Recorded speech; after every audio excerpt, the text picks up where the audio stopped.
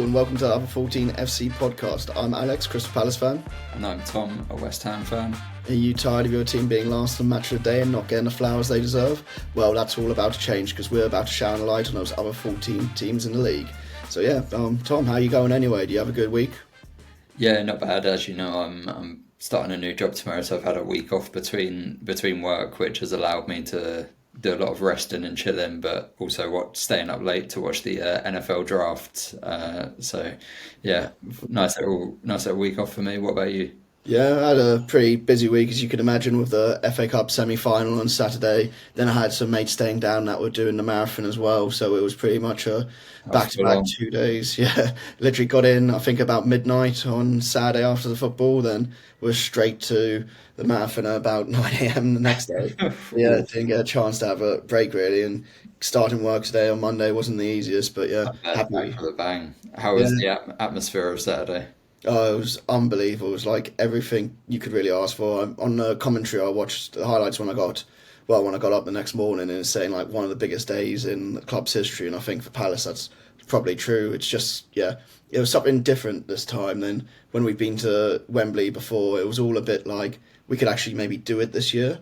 And it's all Yeah, like a bit like we're a team that's like pushing and getting better rather than, oh, we've kind of like stumbled into this place now. And yeah, I just couldn't yeah. I ask mean, for I more. think from the atmosphere and from everything that I've seen in and around the grounds and stuff, like it felt like a proper day out for Palace fans, but one with optimism. And then that also felt like it was replicated by the team and the manager and sort of like the words that they've said. Like it, this run to the final for Palace has definitely not been full of mistakes or full of luck or anything like that. It's been a quality run to the final and one that you never know could end up with red and blue around the trophy.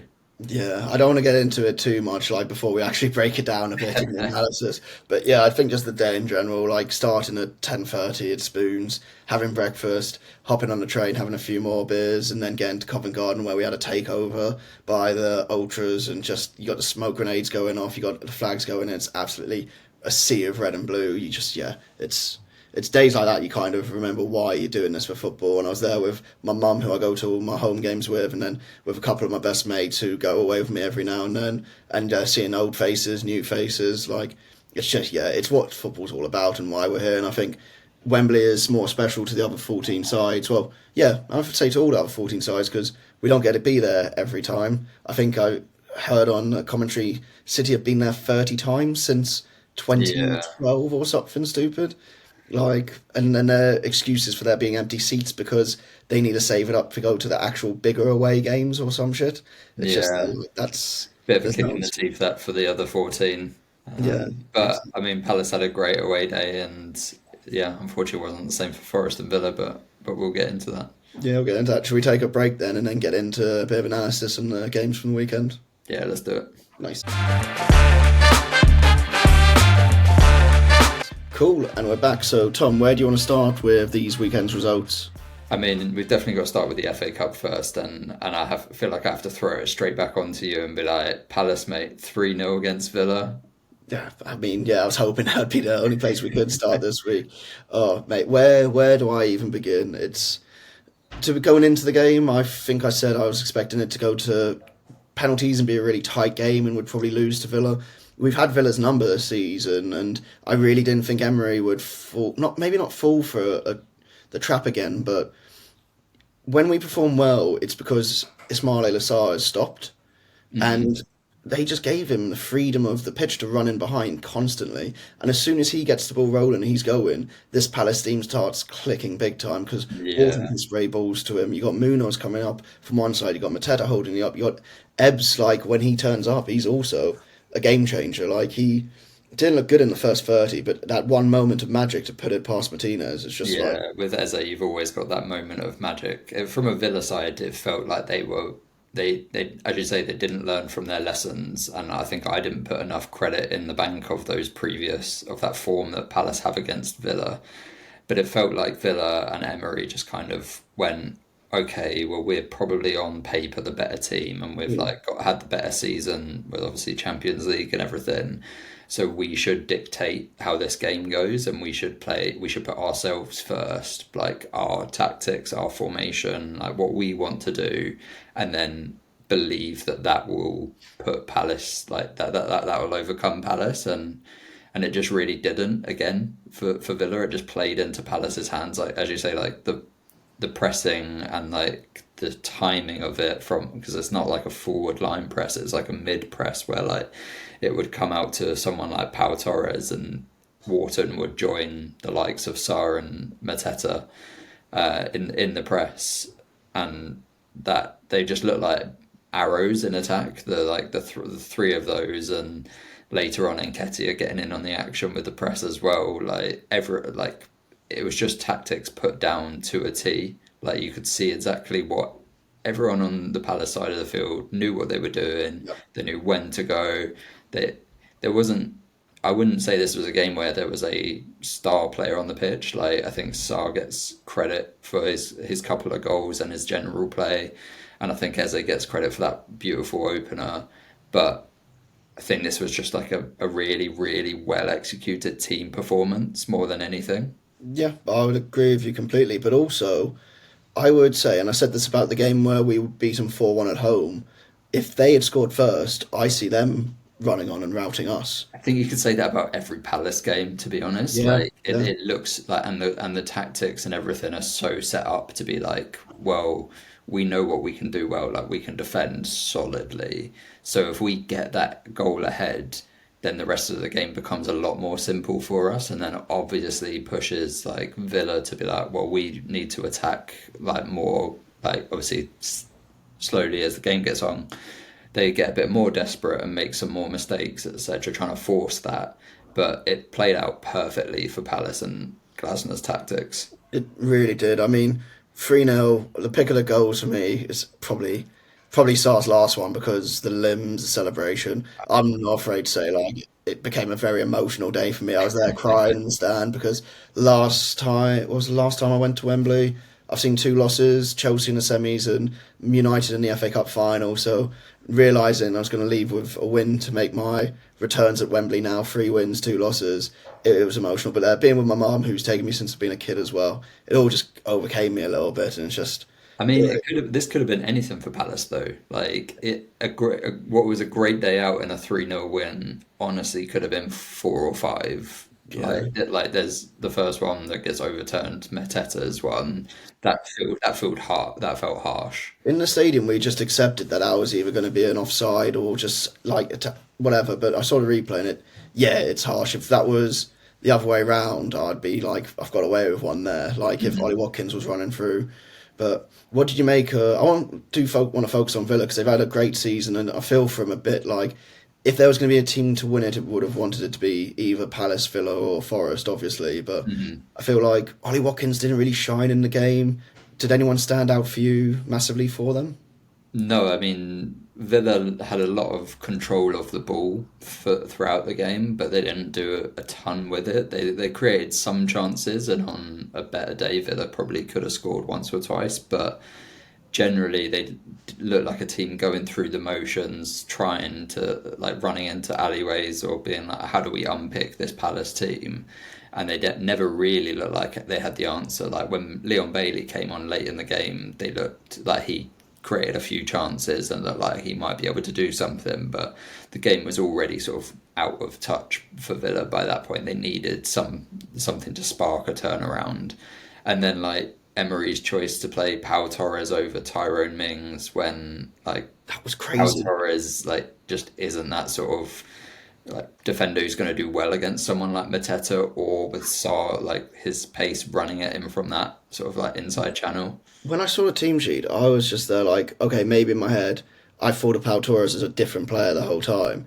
But then the game played out, and I was like, no, this is exactly what I expected. Like, it's, it's a it was a weird decision all round. But you're saying about like they needed something to spark it round. Obviously Mateta misses the penalty. I to this day think he missed it on purpose. Because, nah, of course not. I think missing the penalty was Villa's point to spark it round. and it may be biasy, and maybe that Emi Martinez does get under my skin. I mean, but in a good way. Like if he was my keeper, I'd love him to be my keeper. But I feel like the way he celebrated Mateta missing it kind of not overshadowed the miss, but in a weird way took something away from Villa being like, okay, he's missed it. Let's take this energy and go down the other end of the field. Do you know what I mean? Yeah, well, I mean, I'm sure as a Palace fan you were fearing the worst, Oh, given like 100%. a week ago as a fluffy Newcastle, yeah. penalty and Newcastle just went and scored like 4 goals in rapid succession, pretty much, and like so I'm sure every Palace fan was feeling the same as you, like, Christ, we missed a penalty, they're going to come back onto us, but I think the second goal coming pretty soon after that, Yeah, five I think minutes like later. yeah, like kind of kills that hope. Mm. Like I think Villa got on the ball a little bit, but there's such little time between the 2 goals, and then it's 2-0, and then the game honestly looked out of their reach.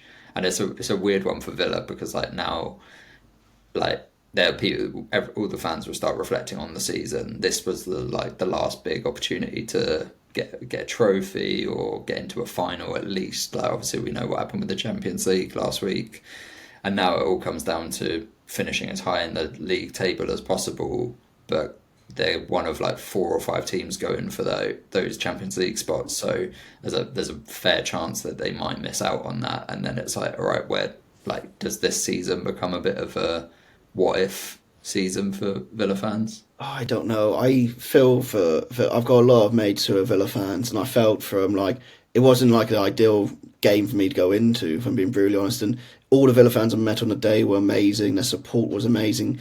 I mean, the third one goes in a lot to go, but like you got to get back to Birmingham. But everyone I met on the day was absolutely amazing, and I think they got to be proud of their season, even if it is coming to this. Look at the joy they brought to Villa Park this year.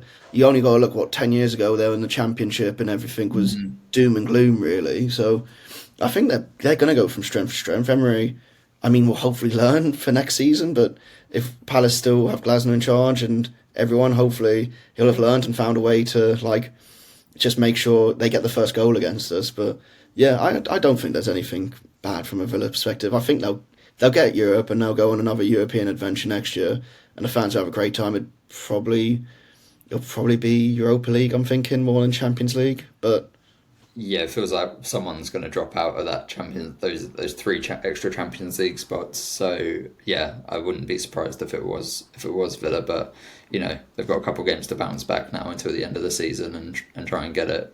yeah, Um, exactly. I don't want to make it too much of a Palace podcast just because like I'm obviously on cloud 9. So I think should we move on to the second game unless you have anything else? yeah, if you've got nothing more on that one, we can turn our attention to Forest v City.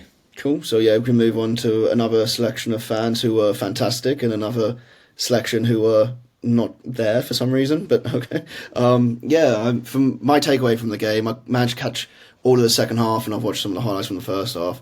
I think Forest were incredibly unlucky not to have at least 2 goals in this game. Like, what do you think yourself?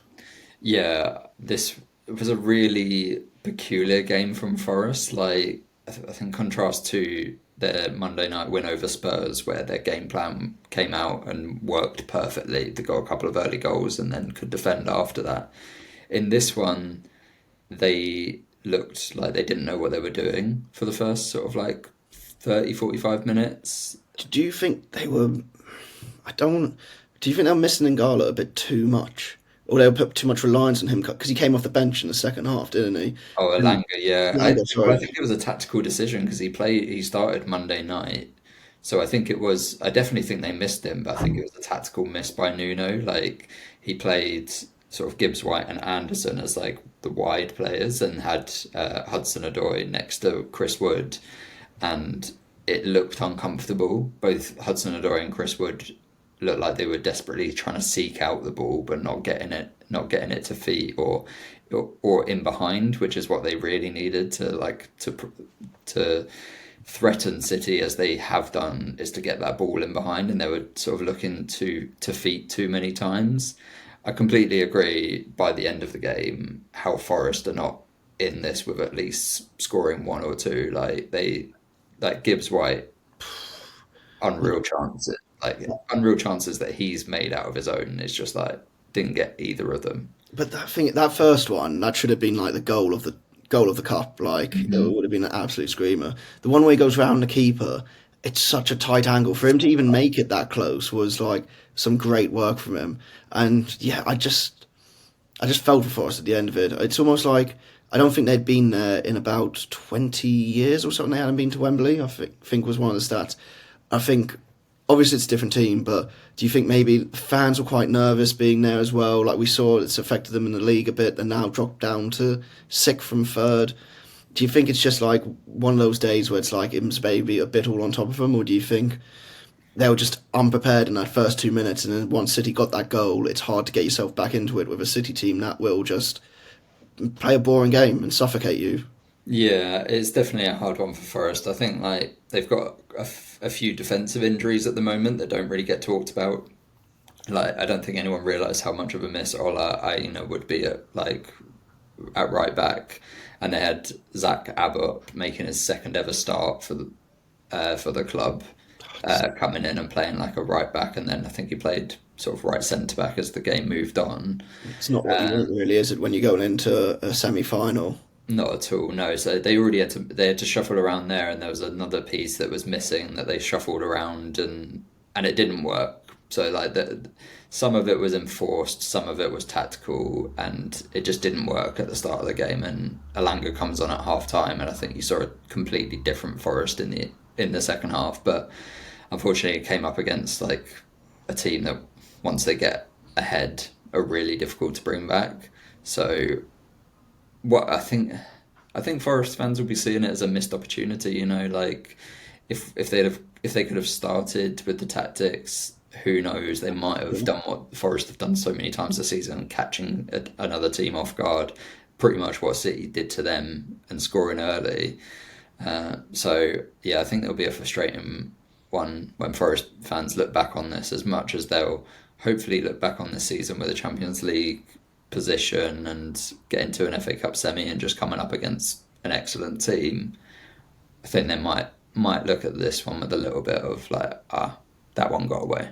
Yeah, I'd agree with you there. I think it all comes down to how they bounce back in the next game, which we'll talk about later in the preview, but is against Palace, which could have been a dress rehearsal for the final, which would have been good. But yeah, how are you feeling about who's going to win the FA Cup? There's only one answer really. Oh So mate, I'm here. I'm here for Palace. It's going to be the crowning moment for Oliver Glasner and Eze, and Gay can captain the club and then say a fond farewell. yeah, It needs to be Palace. I think everyone from the other 14, even Brighton rivals, would be hoping that Palace can do something. I'd hope. I've got a strong feeling this team probably gets dismantled at the end of this season. Unfortunately, like it sounds crazy, but I was so happy at the end of the game. But I was looking at it and being like, there's too much that's been seen like on a proper international level now for us to hold on to a few of these players. But yeah, cool.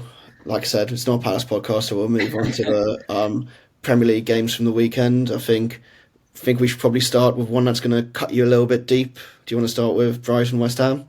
Yeah, I think out of the Premier League games, we can definitely start with Brighton West Ham, which, you know, from a Brighton perspective, is an unreal win. Like 94th minute, having been losing in the 89th, I think it was, and when they scored their second, that's unreal for Brighton. Like a Yeah, home win, like that, it keeps them in that sort of like hunt for eighth position, like best of the rest kind of thing.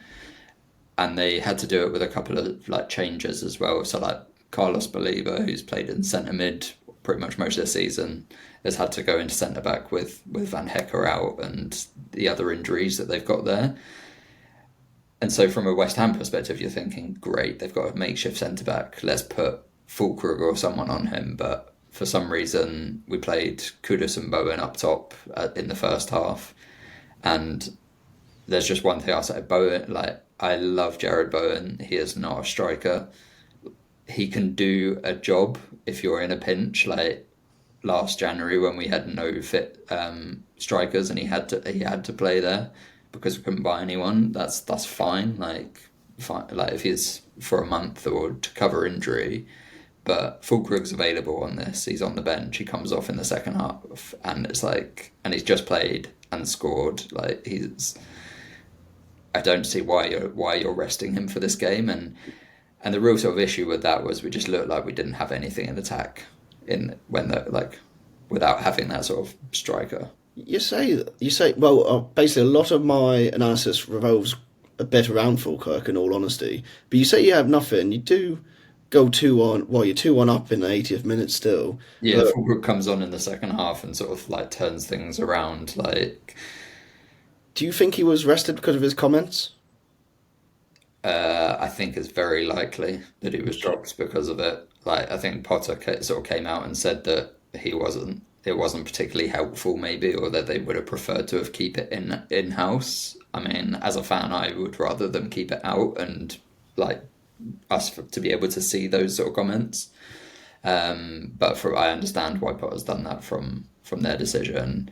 But like just to sort of like Brighton found like they tactically knew where to pinpoint West Ham. Like Hertzler said after the game, we made sure to make sure those last 10 minutes that the team knew what areas to be probing, etc. And it's like, and West Ham have seen this is not the last time in the last like month or so that we've conceded late on, like conceded that late on to Liverpool, conceded late on last week to Southampton.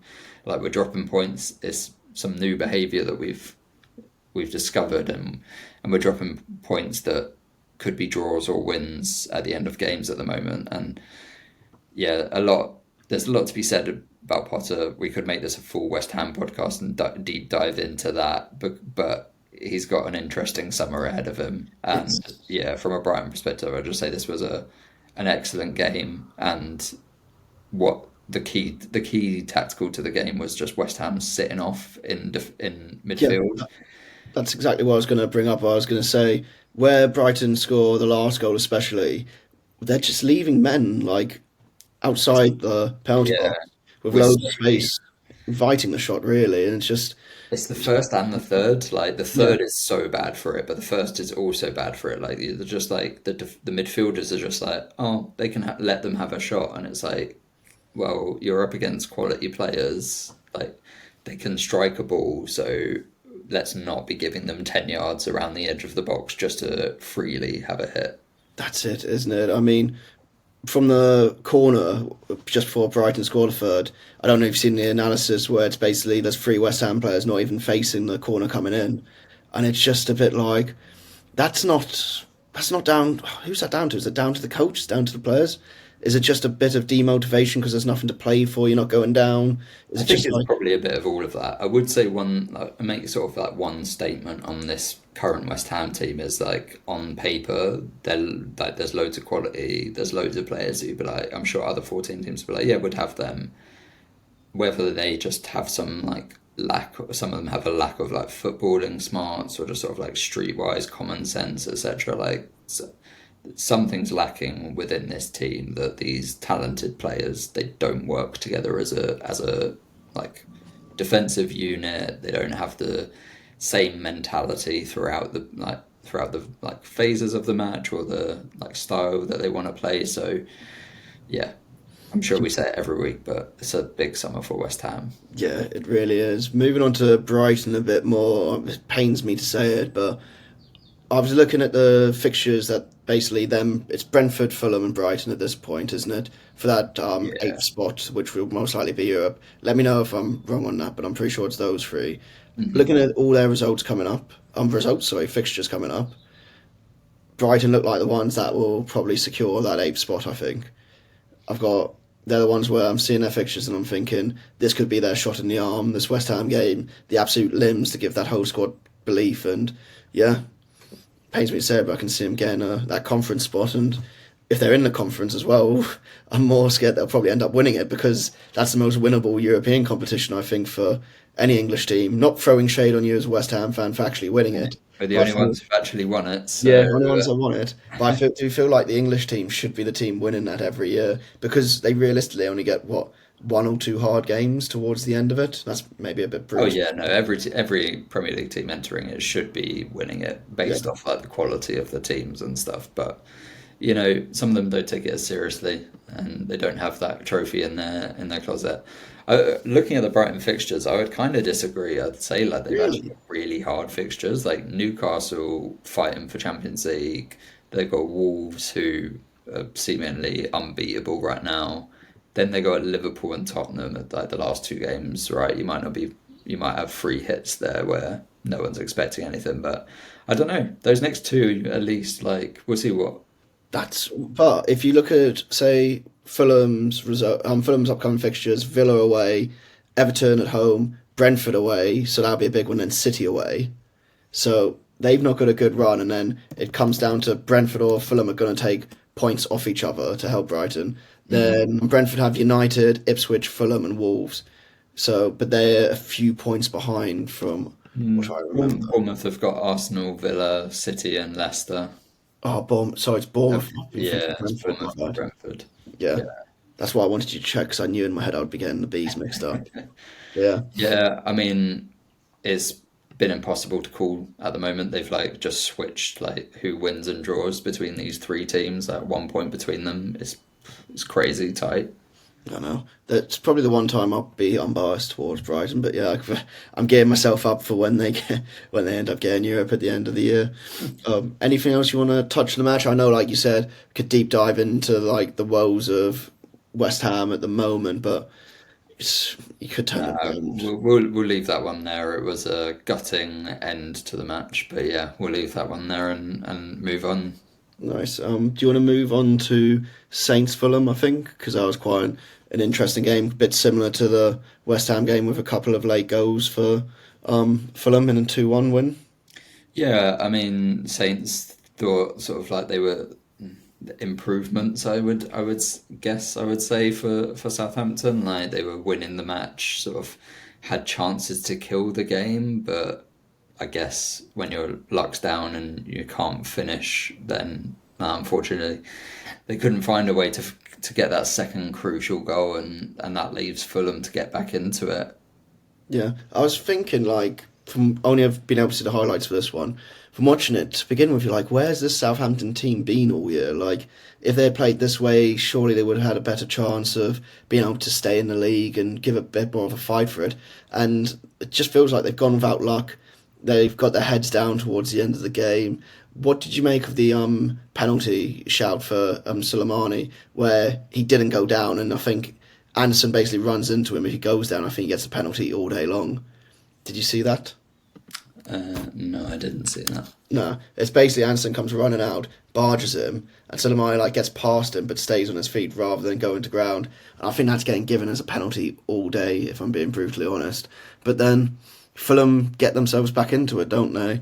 The first is a bit of a lucky goal, I think, for Smith Rowe, but he takes a shot in a good place, gets a big deflection over Ramsdale. But as soon as that goal goes in, I guess Saints fans are probably thinking, shit, it's happening again. For sure. I think from a Fulham perspective, it was like a case of trust the process. Like they had been creating chances in the match, like getting sort of like Southampton are dropping deeper and deeper, and Fulham are pressing like the control in the game a lot more. I think it was a case of right, like Marco Silva's sort of words to the team, just like keep plugging away. Like Southampton, unfortunately, given the position they are, they'll drop their heads at some point, and they'll just be desperate for like full time. And they're obviously quite late in the match. Like Sessegnon gets a header, and yeah, We said it a few weeks ago, maybe even before we started podding, but Sessegnon is averaging like a goal a month for them still. and he's And popped up in left back now. yeah, it's crazy, isn't it? Like, he's probably been such a good pickup for them. And like I said, he was training with Palace at the beginning of the season. I have no idea why we didn't sign him up and take him on board as a backup for Munoz or Mitchell on either side. It would have been amazing. But instead Yeah, of giving Chilwell probably yeah, I 200 think it grand. was before we started podding, but yeah, he's been it's a great choice to bring back for Marco Silva and Fulham, and I even saw some Fulham fans hinting that Sessegnon might be next in line for captaincy of the club, which feels crazy given he wasn't there 12 months ago, but that's what happens when you have that familiarity and that that touch of love with the fans. Yeah, it's really that. Then I guess like touching we did with Brighton, how do you feel about Fulham's chance of Europe? Are you thinking they're in for it, or do you think they're just the inconsistency isn't there? That's the problem with Fulham is their inconsistency. Like they sort of get over the mark on this one with a 2-1 win, but they've got Villa, Everton, Brentford, and City. I just don't trust them to score enough goals to win those games. That's it, isn't it? What I mean, Smith Rowe's been a bit underwhelming for him this year. If he could hit a patch of form for him, maybe, but you don't know, do you? You just feel like they'll probably drop short, and then you look at Fulham's season. It's been one that's flattered to deceive just through that inconsistency. Yeah, I mean, if you'd have offered Fulham fans what eight, if they can get eighth, which is the position they're currently in, so they sort of hold the cards with a little bit extra goal difference.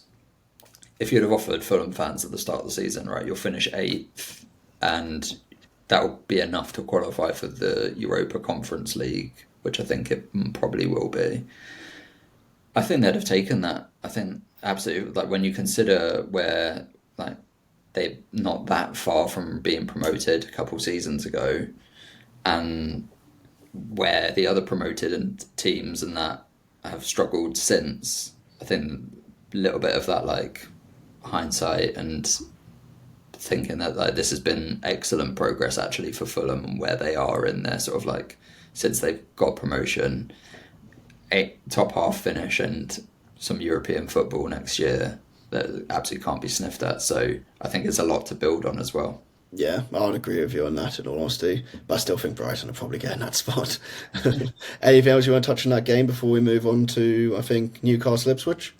No, no, No? let's jump to Newcastle. Cool. So 3-0 win for Newcastle Ipswich. I think Newcastle win was my lock of the week last week in predictions. And yeah, I think you said it was probably the easiest one to pick as lock of the week. Yeah, I don't think that's a bold statement to say the least. This one felt like a battering. Yeah, I think 3-0 is probably accurate on that XG, but as I was sort of watching the game, this honestly could have been anything for Newcastle. really, like, it really was. I mean, the Brendan Johnson red, was it not Brendan Johnson, sorry, Ben Ben Johnson's red Johnson card. red card. Yeah, I mean, do you think it was a bit harsh, or do you think it was definitely two yellows? Yeah, I mean, it's similar to that Nketiah one that we were talking about a couple of weeks ago. Like, there's contact for the first one that's deemed simulation, but it's like, is it enough sort of thing? So, like, I'm just gonna have a quick check who the referee was in that game. So, was it yeah, was it Anthony? I've pricked his like referee bashing ears. Was it Anthony Taylor that was the ref in that? Let me see. I mean, the second one, like the second yellow for Johnson, is crazy. If you're already on a yellow card, you can't be You can't be grabbing doing that, that yeah. to let him like, as he's running past you. Let me see, where is it? It was no Michael Salisbury. I'm wrong. I can't do my referee bashing. I'll get back in my box. But no, yeah, you can't really be doing it, can you? And I mean, the Dan Burn goal was like an architectural Dan Burn goal. Oh, it was from like 6 inches from the goal line, wasn't it? It really was. It's just like everything you expect. But it was just Newcastle looked the real deal to me, and I honestly thought they'd drop up after the League Cup. I didn't think they'd be able to hold it together the whole season. After the Villa game as well, they needed to bounce back, and they really did it. It could have been a banana skin with Ipswich kind of playing with a bit of pressure off. I know it confirmed their relegation, and it was hard. But Kieran McKenna, I think, said in his pre post match conference, he was basically said it's not going to change the feeling around here. We kind of knew the writing was on the wall, but you just thought they'd maybe have a bit more fight. But Newcastle away is a tough game for anyone. I think every team in the league is worried about going to St James's Park now. Yeah, rightfully so.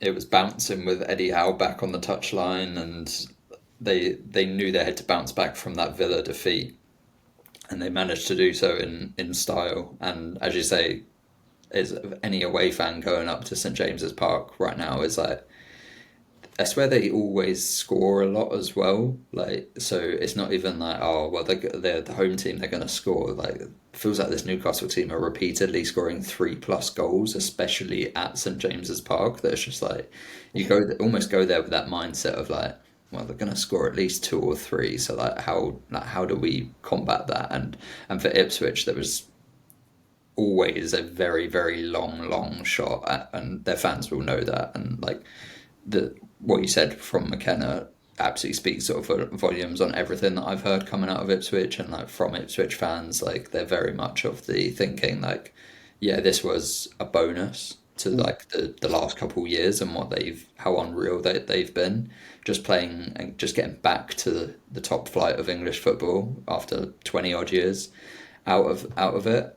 I think it was just sort of like all right, nice experience, but they all sort of knew what this was going to be, and relegated with a couple games left to go. I think they'll keep, like we said on previous podcasts, I think they'll keep a decent group together, and McKenna seems set on staying, so they're probably in a decent place to bounce back. Like You took the notes out of my mouth really there. That's what I was going to say. It's like from the three that are going down, they do look like the ones who are most likely going to be able to put the big effort in to come back. Even if they do lose Delap, I think they still probably got enough there and a good enough coach to give it a real go in the Championship and maybe yeah, come back stronger, knowing what to expect in the Premier League.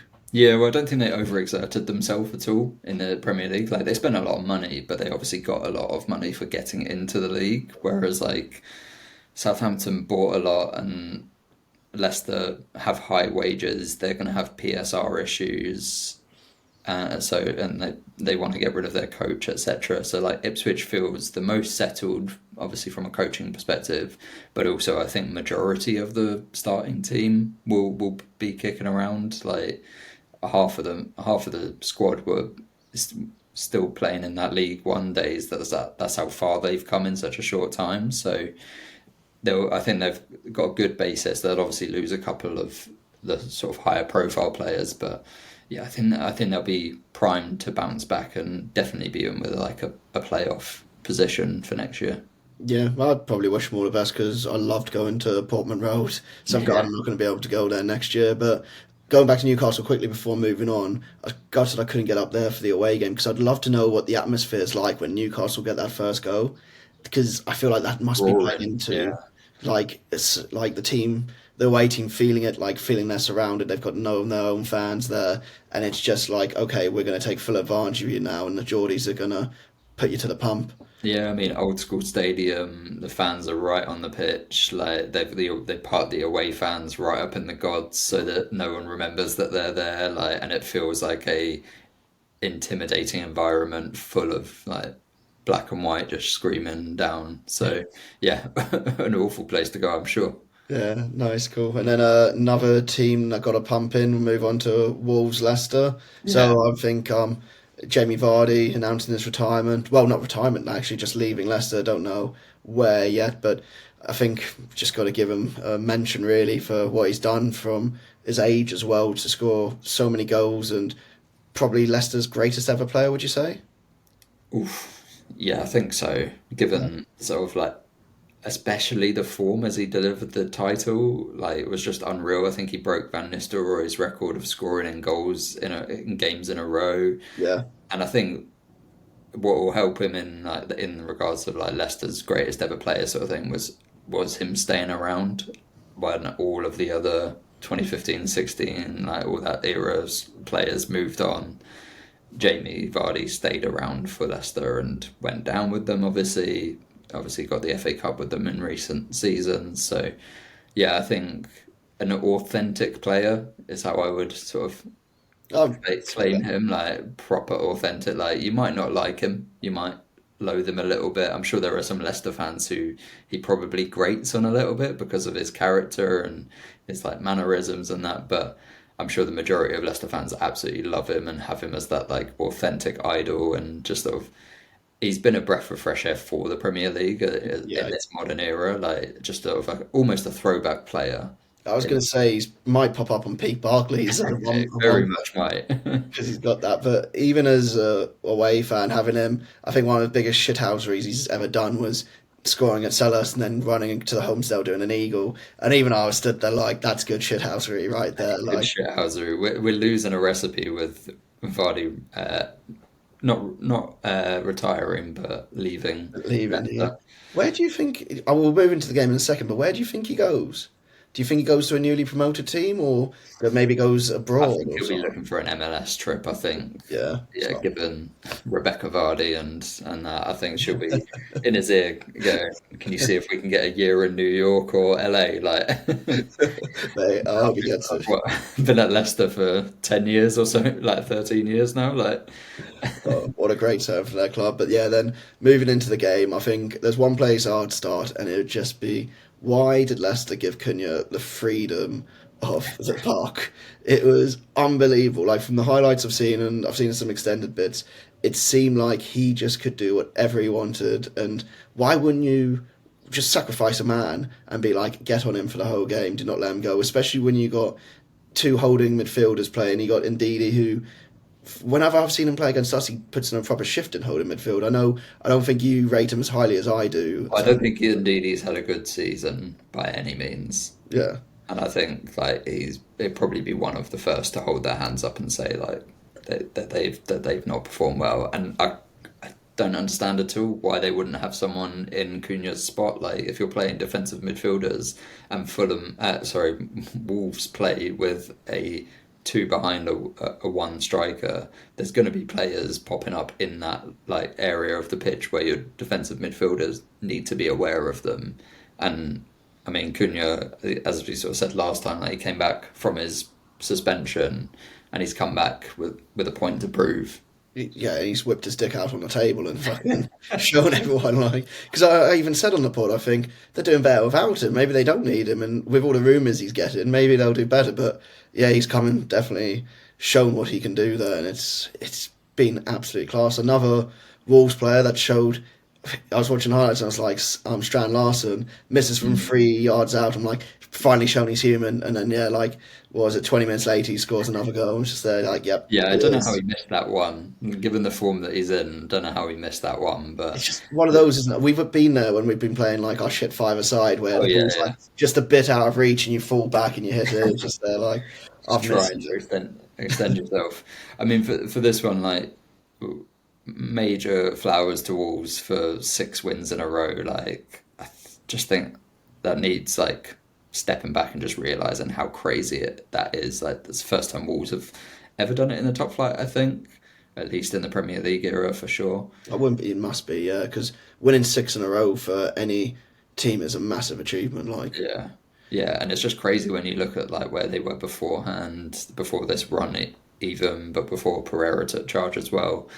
And they look so well drilled. Like this match, I called like Wolves winning over Leicester. Didn't think that there was anything to shout home about. It's not a bold prediction, but Wolves look so well drilled in their setup. Like even Cunha coming in knows exactly where he should be, where he's pressing, etc. The two in midfield, Gomez and Andre, are just like terriers. Like they just sort of like they're excellent quality on the ball, but they just run after you and just bite at your ankles. Like they're proper quality. And then like Ait Nouri had another good game at left wing back position.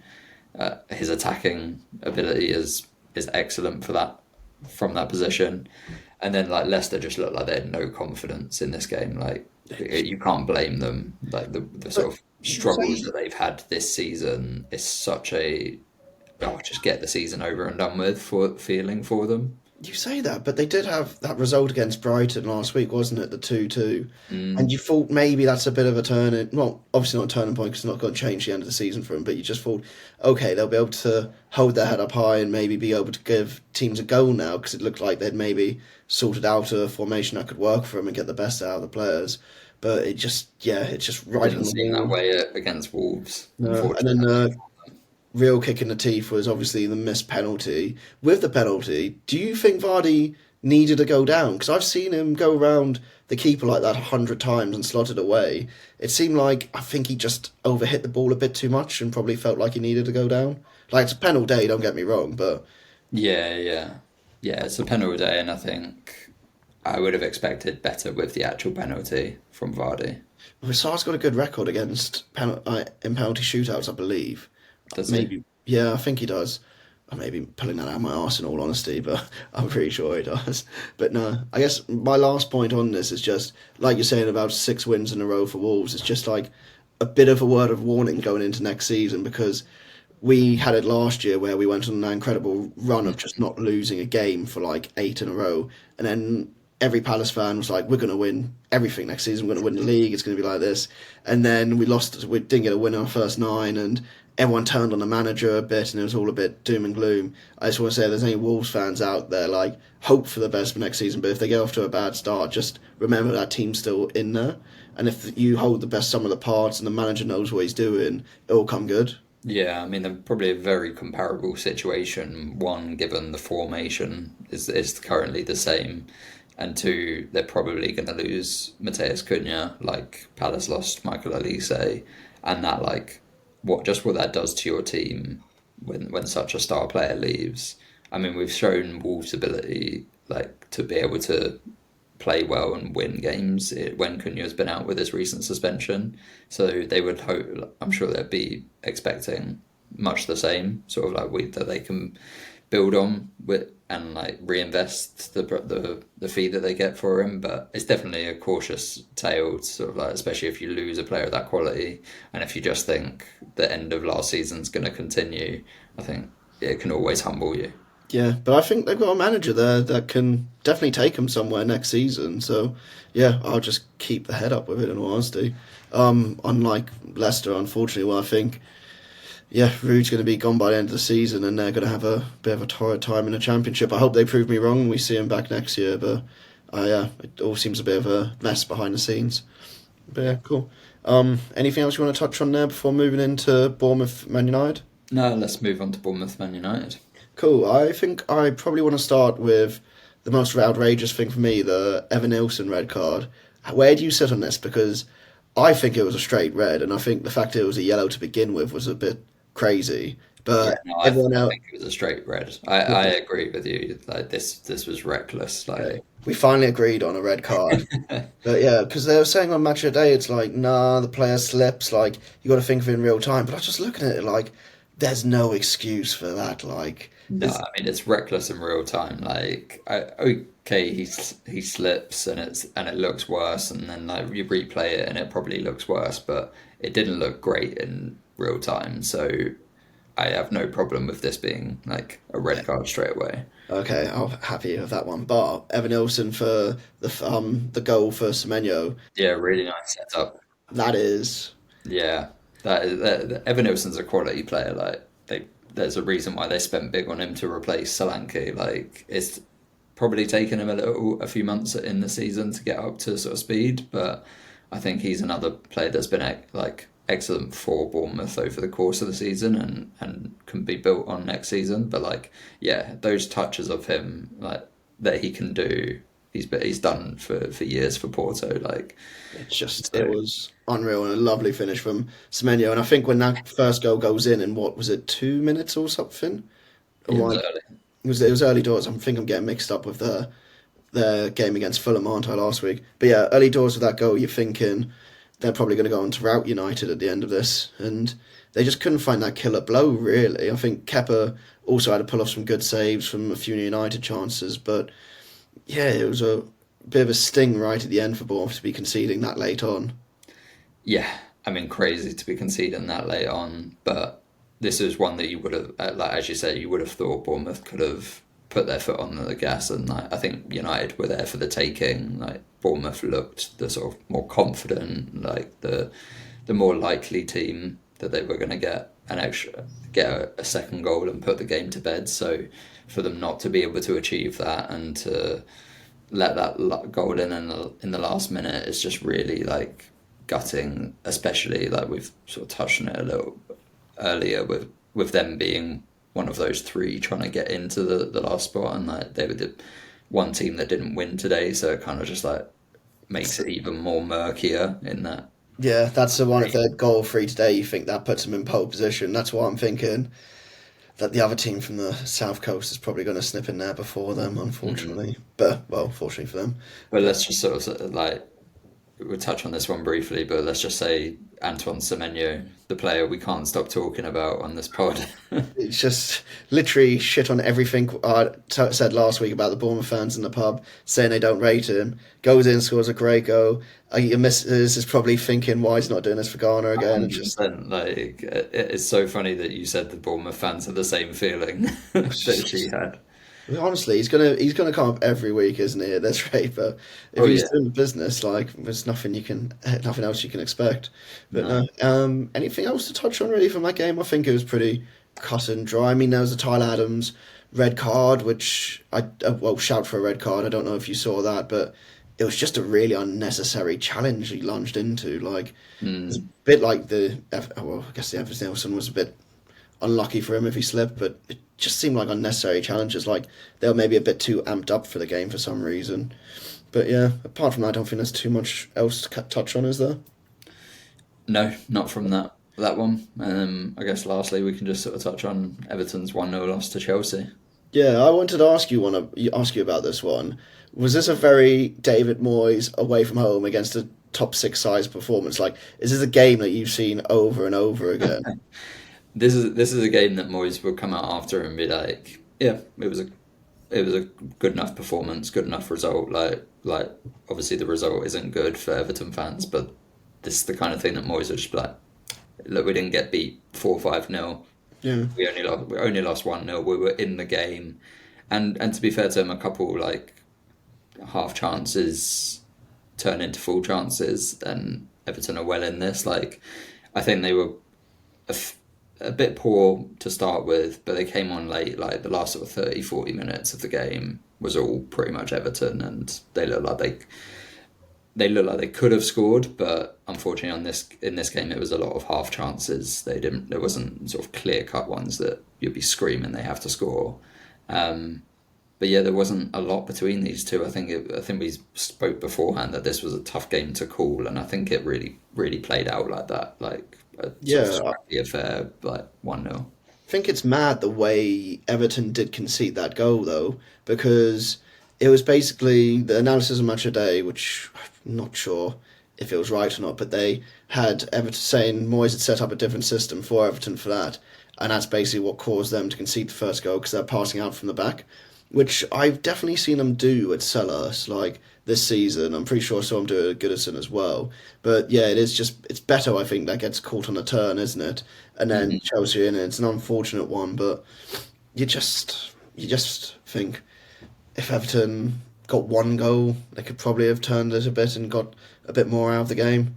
It's Yeah, I just mean, I don't think Chelsea was scoring another, so Everton, if they could have got a goal, probably would have got out with a draw, if not been able to get an extra one and got out with a win. But yeah, I think it was a poor defensive response after Beto lost the ball for the goal. Like, I don't think anyone closed. I think it was Jackson who received it down. Oh, so it was Enzo to Jackson. There wasn't enough closing down from Everton, and whether that's a slight change that they had to make to the back four, where Patterson came in at right back and yeah. O'Brien moved in to centre back because Tarkowski's out, whether that had an impact on things, especially early on when you're still sort of figuring out the new alignment and that. But that's that's looking at it with like squinting at it. Would have preferred like a better response from the Everton players when Beto loses that ball. Yeah, I mean, Beto nearly goes up the other end and makes amends for it, but you do have that incredible save from Robert Sanchez. Like, it just wasn't really Everton's day, was it? If we're being No, honest. another day they come away with points, but yeah, not much else to say on this one. Yeah, I'd agree with you there. Cool. Okay, let's take a little break and then we'll go into our peak Barclaysman for the week.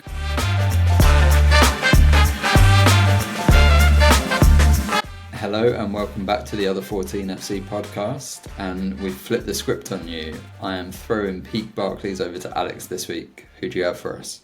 So, what I have for you is a DR Congo player who came to a small club in southeast London, laced up his boots, and turned himself into a bit of a world beater in the Premier League after being a journeyman round the lower leagues for quite a bit of time. I have Yannick Yala Balassi. He had 119 Premier League appearances with 11 goals and 17 assists. And I think we can basically say he wasn't really about the goals or the assists. He was more about the streets won't forget flair and skills and really creating key moments in games for a Crystal Palace team that didn't have much of that at the time, in all honesty. What do you see him as from an opposition's point of view? Yeah, Balassi was one of these players that was, I'm sure, frustrating for Palace fans to watch, as sort of like talismanic figures often are. But he's the reason why you go to the football, why a lot of us go to the football, is to watch players who get you on your feet. And I think Balassi got everyone on their feet, like neutral, opposition, home fans, like everyone would stand up and pay attention just to know see what he was going to do next on the ball. Mate, that's it. Like you hit nail on the head. As Palace fans, we were like, defenders aren't going to be able to defend him because they don't know what's going to happen because he don't know what he's going to do before it happens. Well, Dejan Lovren paid the price for that, didn't he? Like, Really paid the price for it. Like that one way he just swipes his hand in front of the ball. Like, what is he doing there? that's what Lovren must be thinking. Is just like, what are you doing? Just poor my games. Imagine being like a proper world class defender and he is in front of you doing that. But then there's another skill he does against him where he flicks the ball over off his knee over Lovren's head, skins it and puts it across for a Palace goal against And Liverpool. then Which there's is that like Palace, there's that Tottenham one, isn't there, where he's like just gets out of trouble. Like you look like there's no way he's getting out of that, and then 2 seconds later, and it's like, oh, the ball's over there now. Shit. how many players in the modern era have a skill called after them now? Like that's it. You think you've seen everything on a That's football rare. pitch. That's rare. That's just yeah, that's it, isn't it? A couple of other highlights: 11-minute hat trick. So he scored basically the majority of his goals in 11 minutes against Yeah, he Sunderland, scored a good like almost 30% of his goals in one match. That's peak Barclays if I've seen it. which is crazy. I think the one thing that put him on the map was the one of the assists in the Ball game, sort of by Mm, iconic. yeah, where Liverpool's title hopes were crushed, where he literally gets it, barges Glenn Johnson, knocks a ball and runs, and he is just going like down towards the Holmesdale, puts it across for I think Dwight Gale's first goal. So I think that's one thing that really put him on the map for us, and he had a quite a successful career with Congo. I think he played 50 games, scoring 9 times. So yeah, and then also he was a bit of a journeyman before finding the club, and I think that's what kind of gives him this bit of like peak Barclaysness to him because you can tell he's like seen the leagues, he's done it all, and he's come to the Premier League and actually been able to express himself a bit. Yeah, we love that with our Pete Barclaysman, someone who's had a different journey to the top. That's something that you wouldn't expect. And yeah, I don't think Balassi was ever one of those who come through all the academies and was like this shiny product. He was always this raw, almost like a kid who just like wanted to dribble with the ball or do something that would like get everyone around him to like be stunned or like to cheer and that like he was a proper entertainer. And I mean, I suppose that goes on to our fun fact about him. What have you got? Yeah, so as you usually do, you get your fun facts out. But you had what Duke having a coffee shop and Mortingham's Peasant being a band. So I don't know if you're aware, but Balassi once was in a Lord of the Mikes battle with Bradley Wright Phillips. Bradley Wright Phillips, who would go on to score tons of goals for New York Red Bulls. Bradley Yes, Wright Phillips. exactly. And the if you've never listened to it, if there's any listeners out there that have interested, I would highly recommend it because it's both so funny but also so like cutting at points as well. Like they're just dissing on each other about like playing in pretty like bang average teams. It's like I'd highly recommend it. But yeah, I guess just left now. Basically, where would you put him on our peak Barclays squad? I would obviously have him quite near the top, but I think cooler heads will prevail. He's probably bottom of our list at the moment, unfortunately.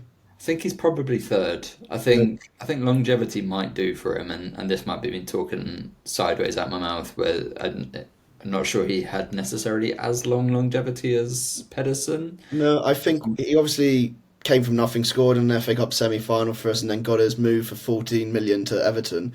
I think if he hadn't had the horrific injury at Everton, then maybe there could have been more of a Barclays call, but well, more of a Pete Barclays calling for him. But yeah, I think that's kind of hit the nail on the head. There's no longevity there really for him. But I think it was nice for you to let me take the Pete Barclays with. I had to with the Palace win on the weekend. We had to indulge you a little bit. Cheers. And like I said, I've tried my best not to be a Palace podcast this week, and we'll be back to normal occurrences next week. But cool. So just to round off the pod, should we go into our predictions for next week?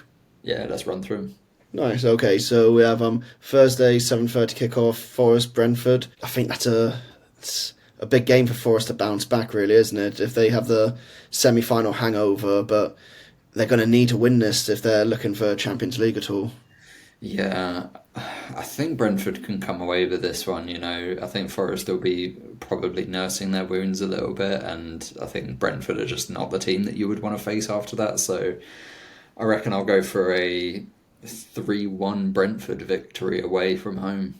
See, I disagree with you. I think if it was at the G-Tech, then it would be that scoreline, but I think it's going to be a 1-0 Forest win. I think it's going to be a very, them type of win this year.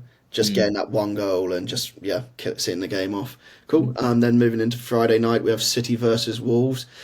I guess this is going to be a hard one for Wolves, isn't it? To see if they can make it. Yeah, I don't see them making it 7 in a row. It's got to come to an end at some point. I'm sorry, Wolves fans, and I think this is obviously the biggest chance that it does. I have City winning this 2-0, I think. Screwed. I'm going balls out. I think it's going to be a draw. I think it might be 1-1. Yeah, I've got a feeling I don't know what it is in my plums, but yeah. And then moving on to Saturday, the early kickoff, Villa Fulham. Huge one for Europe, isn't it? How do you feel about that? Yeah, both the race for Champions League and the race for that hopefully one extra European spot. I think Villa bounce back from this one. I don't think we've seen too many bad performances from Villa, and they didn't have a good performance on Saturday in the FA Cup. So, and then Fulham are just inconsistent. Yeah. I struggle to back Fulham at this moment in time against a team with Villa who can obviously rotate a few players in. I think Villa win this 2-1. Yeah, I'd probably agree with you. I think it's going to be a Villa win. I'm going to go 2-0 in all honesty. I don't know why. I think they're just going to want to get a bit of revenge on someone after what's happened over the weekend. And I think a lot of their fans were unhappy that they didn't turn up. So I think they'll be looking to give something a bit back to their fans. Yeah, then moving on to the first 3 o'clock kickoff, Everton Ipswich. I think this is going to be my lock of the week. I've got a feeling. I think this is a Dave Moyes masterclass all over, beating a team in and around them. I'm going to go 2-0. Yeah, 2-0 Everton. Yeah, I think penultimate Goodison game is going to play a massive factor here, especially the last one at Saturday, 3 o'clock, I believe, because the last one is on a Sunday. I think Everton are going to have a fun last Saturday afternoon at Goodison, 3-0. Unfortunately, sorry, Ipswich fans. I think, the sea of blue flares are going to be coming out across Everton now in those last few games. And the atmosphere will be absolutely rocking. Then another 3 o'clock, not big game, but basement battle. Basement battle. Yeah, I guess it's just a game of pride, really, isn't it? Leicester Saints. I don't think I can call this one. I think I've seen more from Saints than I have from Leicester in recent weeks since Saints made that managerial change. But then it's away. I think it's going to frustrate both teams, and they're going to end up cancelling each other out with a 1-1. Yeah, I think I'm going to go for a draw, and I think I'm going to go for a really horrible 0-0 draw. Oof. That being said, I don't know if Saints can hold a clean sheet, if I'm being honest. To be fair, they've been defensively a bit better. A clean sheet would be a holy grail for them, but... Yeah, no, I'm going to go 0-0. I think I'm wrong, but I'll go 0-0. Fair enough. What about Arsenal v Bournemouth at 5:30 on Saturday? I don't know. With this one, it depends on the Champions League, I guess, for Arsenal. If they do well in that and tire themselves out. We didn't touch on it, but the Palace-Arsenal game, the 2-2, I was at that game myself, and Arsenal just looked like they didn't care by the end of the game, which was really strange. So I think Bournemouth will get something. I think it'll probably be like a 2-2. What about yourself? I think they'll probably come up a little bit short with Arsenal trying to just keep as much momentum going for for the Champions League finals. So I think it'll probably be a 2-1 win for Arsenal over Bournemouth. Okay, fair. And then Sunday 2 o'clock we have Brentford United. I think Brentford should be expecting to win this one, We've said it every week, haven't we? Every team should be expecting to be taking points off United for especially when sure. you're at home. Like, I can see it. Like I feel like Brentford are well rested at the moment, but if they've got that game against Forest on the Thursday and then on the Sunday, I think that's the only thing that might trip them up a bit. but then Man United have got the Europa League, and they've Um, clearly said like, well, that's all we care about. So, like, I would be saying Brentford should be absolutely winning this one. you've twisted my arm there. I'm going to go 3-1 Brentford. I think it's going to be a bit of an emphatic win because they're I'm the gonna, ones that I'm gonna log this one up and go Brentford 2-0. 2-0. Nice. Yeah, because United have had a torrid time there before, haven't they? Losing like I think it was 4-0, like the first Yeah, half they went yeah. down or something, wasn't it? Cool. And then the other two, another 2 o'clock on Sunday, Brighton Newcastle. What are your thoughts on that? I think there'll be goals no Yeah. matter what. It's a tough one to call because Brighton usually give Newcastle a fairly good game, if I remember correctly. But Newcastle at the moment full steam ahead for Champions League, bounce back after that Villa loss, and then they got the big win on Saturday. I think they'll have enough to get past Brighton, and I think this will be 4-2 to Newcastle. 4-2 Newcastle. Oh, that's big. So goals. I'm disagreeing with you. I think there'll be goals, but I think Brian will have got that shot in the arm. I think the Amex had those limbs, and he'll probably be in a good place. I honestly think it could be a Brighton 2-1, and I Ooh, think yeah, I think interesting. they'll go 2-0 up and then hang on when Newcastle get a late go. So yeah, I can't wait for that prediction to be completely wrong. You'd be absolutely mugged off, but yeah, I think it'll be that. And then how you feeling about West Ham Spurs? Obviously, a bit big derby there, but two teams probably not in the best form. Two teams in terrible form. Trying to be nice to you, mate. Uh, there's nothing to be nice about. The season just needs to be over.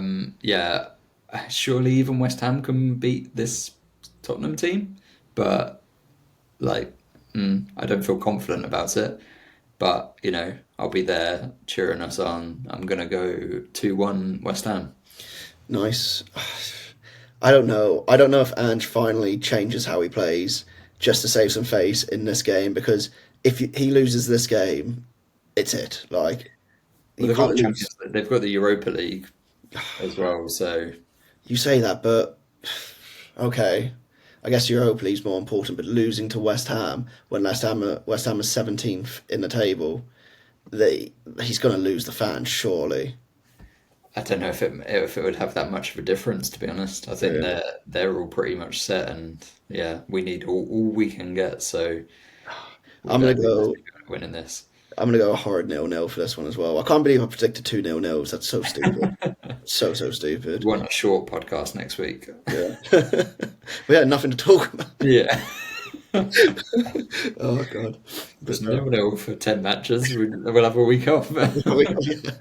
Oh god. I need one after the FA Cup semi-final. But Well, yeah, last match of next week is Palace Forest on Monday night. At least you've got a big gap between matches to fully recover from the FA Cup, the semi-final yeah. hangover. I I don't know. I think we're gonna have trouble in our next few games because every player's gonna be playing kind of within themselves, not within. They're not going to be given everything. It's going to be wide about cards and injuries and everything. I think we saw it a bit in the Newcastle and City games for us. Like, I think Forest 1-0. They did us 1-0 away from home. I can see them do us 1-0 at home as well. But I think Sellers will be rocking, and I think no one's really going to be too fussed. Like I said before, the semi-final was the only thing that mattered. I think the final now is everything to us. What do you think? I feel like Forest win is probably written onto this. Yeah, I mean, Forest probably with Palace all having their eyes, as you say, that all the team having their eyes on the FA Cup final in a couple of weeks' time after this. But saying that, I think a draw. I think a 1-1 draw for me. I feel like these are two well-coached teams. Forest will probably be looking to bounce back. We'll see what their result is against Brentford. That will play a part leading up to this. But yeah, I think 1-1 for this one. Nice, cool. I'll probably take that anyway as well. So, yeah, just to wrap up, you said yourself you're going to be at West Ham, so check our socials for anything in the game there. I'll be at Palace Monday night as well. And yeah, if you want to get in contact with us on socials on Instagram, TikTok, Blue Sky, and Reddit, we're at Other14FC Podcast, and email Other14FCPodcast at gmail.com. Yeah, if you want to write in about maybe coming on to the show at some point or bringing in a peak Barklesman that we should be talking about, let us know. We'd be happy to catch up. But yeah, other than that, hope everyone has a good week and just up the Other 14.